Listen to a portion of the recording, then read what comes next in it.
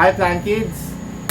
Linggo ng hapon at plano ko magtrabaho sandali dyan sa labas kahit isang oras. Aayusin ko lang. Ayos-ayos na lang naman yung gagawin natin sa halaman. Although, yung nandun sa akin, yung nyog ko, parang plano kong bunutin. At feeling ko kasi kaya siya nagba-brown leaves kasi kulang sa lupa sa ilalim. So, bubunutin ko siya ulit at i-stabilize natin yung ilalim bago natin ipasok ulit yung nyog. Anyway, nakikita nyo may mga halaman. Kita nyo ba? Nakikita nyo may halaman ako dito na konti kasi ito yung mga galing dyan sa aking shelf dito sa may lovebirds. Kasi kahapon nga may dumating tayong bagong set ng lovebirds. May itlog na raw, sabi ng ating seller. Kaya, pinesto ko na muna sila doon. Pinagtabi ko na yung 2 cages ulit. Tapos, ito nga, yung ating isang diba, lovebird na binili para sa aking lalamugan. Meron na akong variegated aurea na, ano nga ba to? Bobsy ba to? Hindi ko maalala kung Bobsy to eh. Joke lang. Naninilaw na siya. Hindi ko alam kung bakit. Pero ang ganda parang variegated. By the way, ito yung nyog. Ayusin na.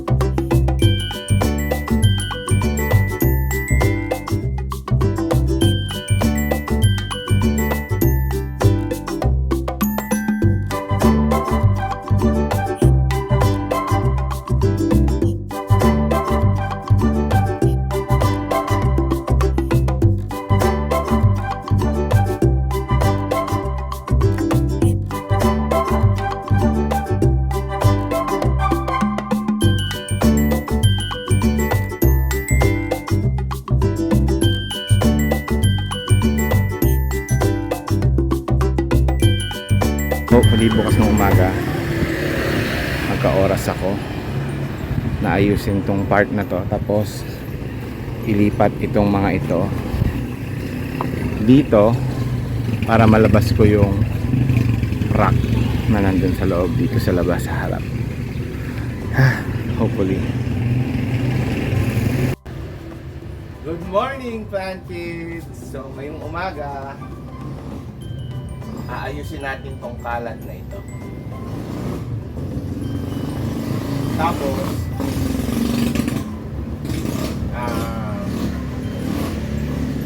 yun na, hopefully maayos na to, maayos yung labas, maayos ito unti-unti. Kasi ipupwesto ko siya kung saan siya dapat nakalagay.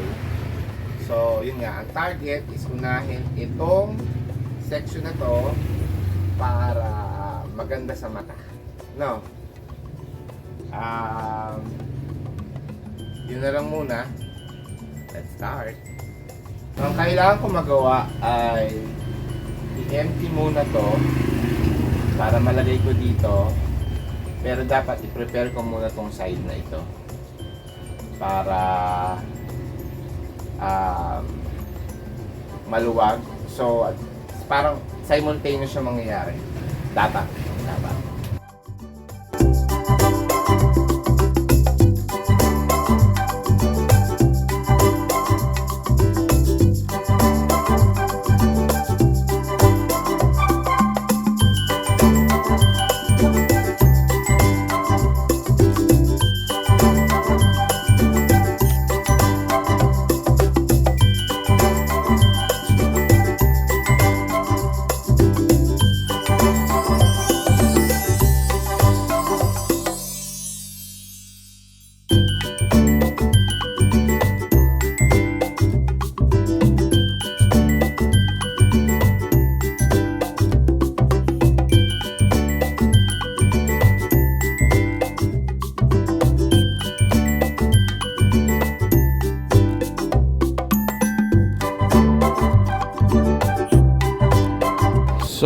ay ito na.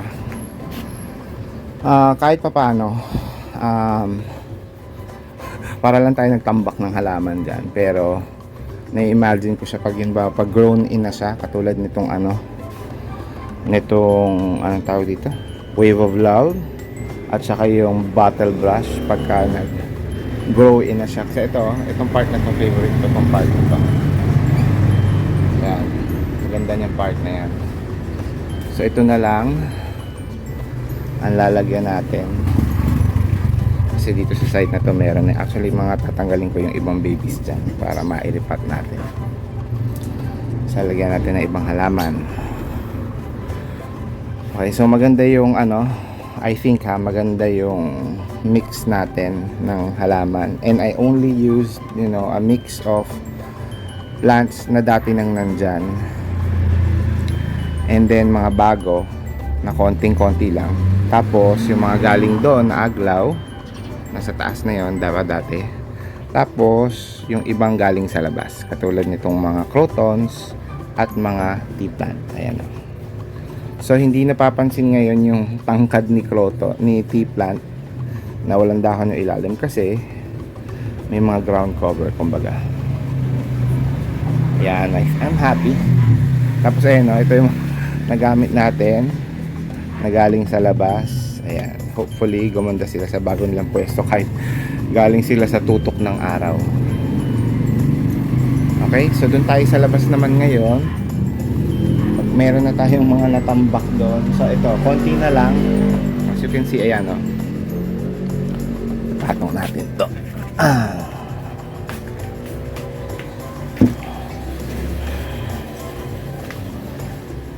Yan, as you can see, konti na lang. Yung mga nawala na yung mga doon, nandito nawala na. Tsaka yung mga nandito, wala na. Ito, ililipat natin sa Calathea area. So yan na lang. We will transfer yan sa mga certain areas na later. Doon baka maglagay ako, aalisin natin yung mga gamit doon Okay? So andito tayo sa labas ngayon. Ito naman section na itong aayusin natin. Okay?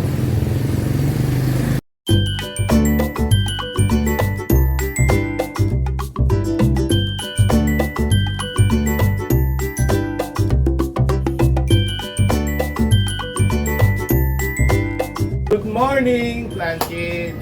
Wednesday na at ito na nga, tutuloy natin ulit yung gawaan. Yung forever nating gawaan sa garden natin. Hopefully matapos na natin ngayon dito talaga to. Kasi alam ko hindi ko matatapos today. Okay? Let's start!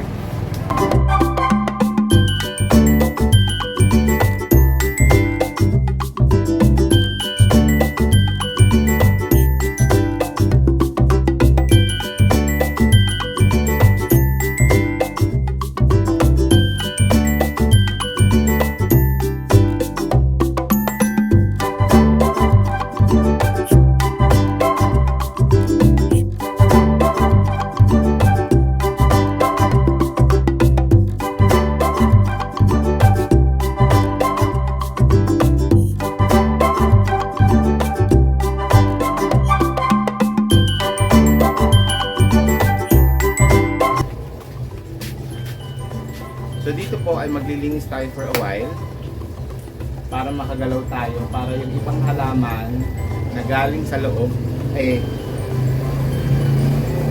galing sa labas ay maipasok natin. Okay? So kailangan natin itong mesang ito para patungan para sa mga halaman na aalisin natin, ipipwesto, gano'n. Okay? So let's start.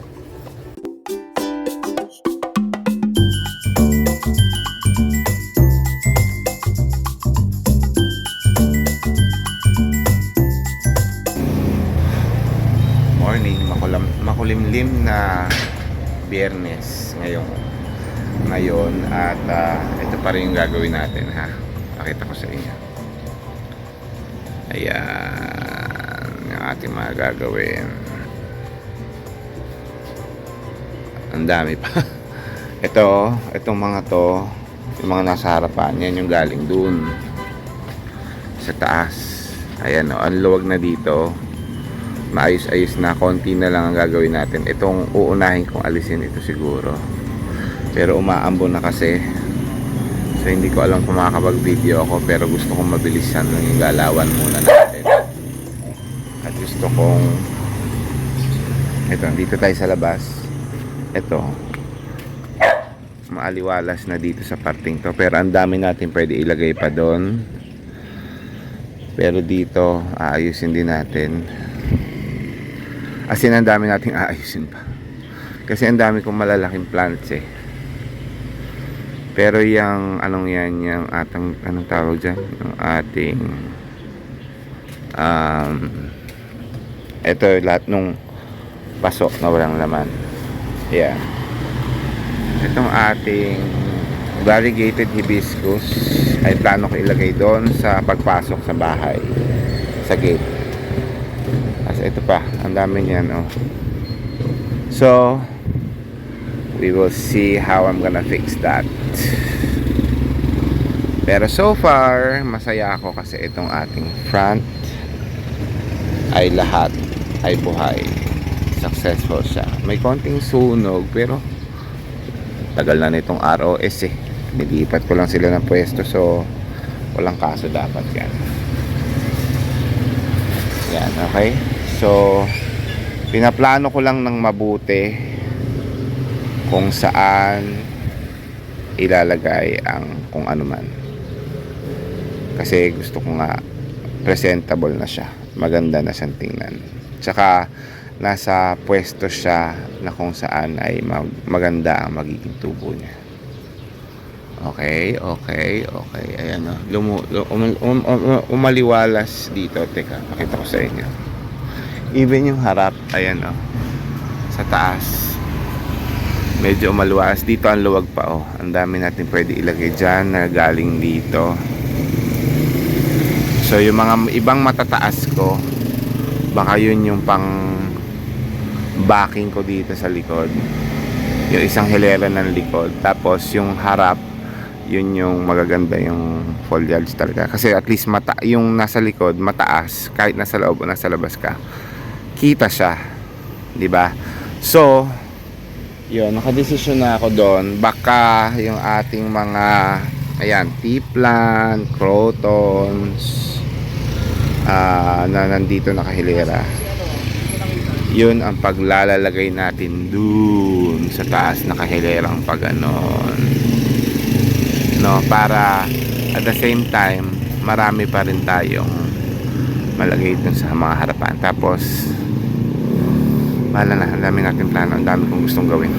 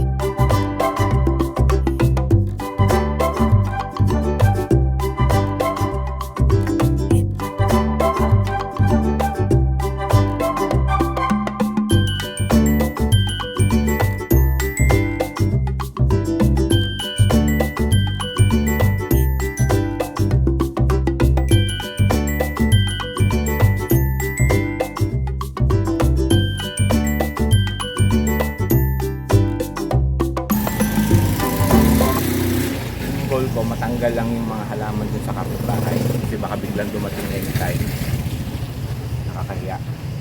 So bukas agahan natin ng gising, lipat lahat ng halaman dito ulit, aayusin ko doon, tapos saka ako mag-aayos na doon, kasi at least yung nasa ibabaw ayos na. Ito ang aking variegated pulpulata na ipapan ko doon sa tabi.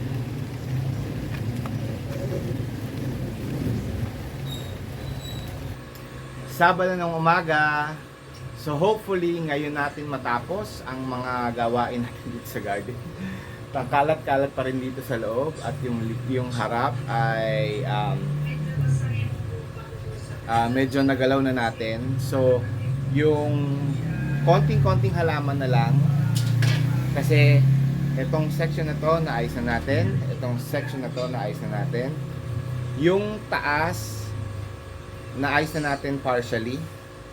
Tapos, marami pang space na pwede natin paglagyan. Pero, ang problema ko kasi is kailangan din natin ayusin yung mga plants. Kasi yung mga pole, nagtumbahan, yung mga kailangan ng iripat din kasi hindi maganda yung pagkatubo dahil nga napabayaan ko. So yun po yung mga gagawin natin ngayong umaga para matapos. Okay?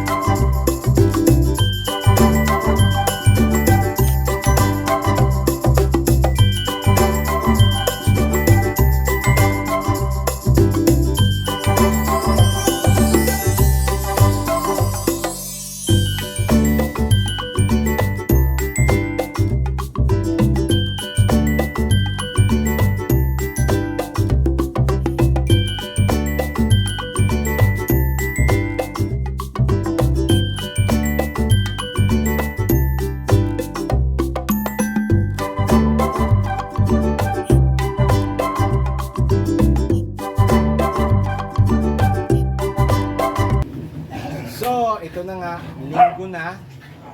Kulit ang aso, pero ang dami pa rin ating gagawin. Pero kasi, anong nangyari kagabi, supposedly, tatapusin natin. Ang problema nga, dumating yung halaman galing kay Biangs kahapon. So, kailangan kong itanim na dahil kung hindi, baka masayang.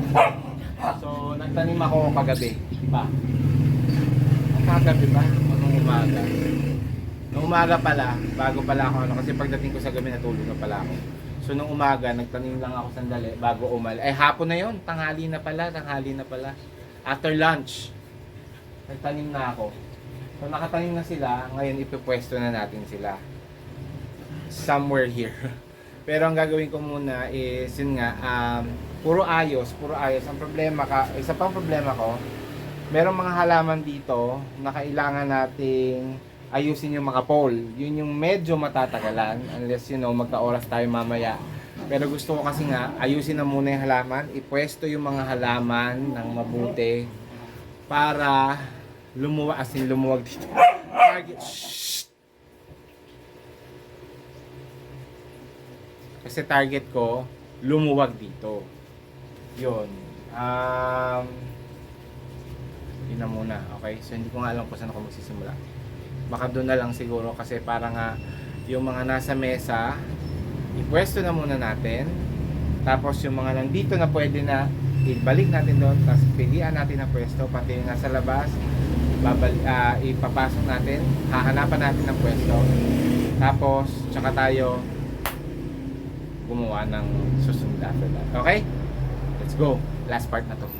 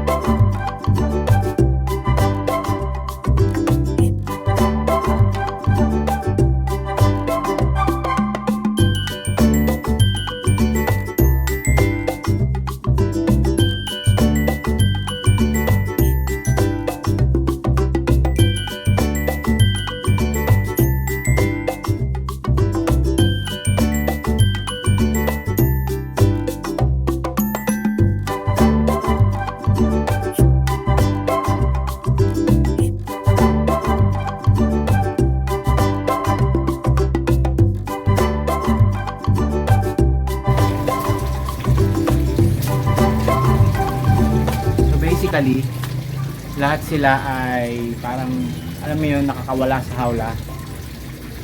Okay lang, masaya naman. At least masaya sila. Yung, marami akong masayang halaman. So, inaayos ko lang.